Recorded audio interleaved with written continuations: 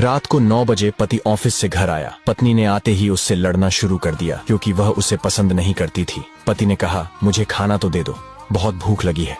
पत्नी बोली, खुद जाकर खा लो, मुझे नींद आ रही है। पति चुपचाप सुनता रहा और पत्नी पूरी रात उससे लड़ती रही। जब सुबह हुई तो पति ने कहा, मुझे नाश्ता तो दे दो। पत्नी ने गुस्से में कहा, मैं तुझसे तंग आ गई हूँ, भगवान करे तू मर जाए। पति कुछ नहीं बोला और चुपचाप ऑफिस चला गया। पत्नी अपने बच्चों को स्कूल से लेकर वापस आ ही रही थी तो उसने देखा घर के सामने भीड़ लगी हुई थी। वह करीब पहुंची तो देखा उसके पति की लाश घर के सामने पड़ी हुई थी। उसके ऊपर कयामत सी आ गई। मन में सन्नाटा सा छा गया। लोग आपस में बातें कर रहे थे कि कार से उसका एक्सीडेंट हुआ है। पत्नी जोर से चीखने लगी और चिल्लाने लगी कि मनोज उठ जाओ, मैं अब तुमसे कभी नहीं लड़ूंगी, तुम्हें कुछ नहीं कहूंगी, मुझे कुछ नहीं चाहिए। उठो मनोज, तुम्हें भूख लगी थी ना, चलो मैं खाना देती हूँ, मुझे छोड़कर ना जाओ, उठ जाओ।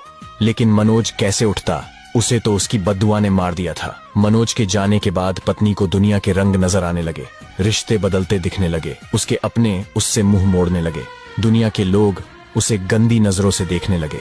फिर कुछ दिनों में उससे उसका घर भी छीन लिया गया, जो हिस्सा उसका बनता था सासुराल वालों ने उसे दे दिया। पति के मरने के बाद उसे एहसास हुआ कि पति जैसा भी हो, चाहे पसंद का हो या नापसंद का, लेकिन औरत के सर का ताज होता है। अगर सहमत है तो यस लिखे।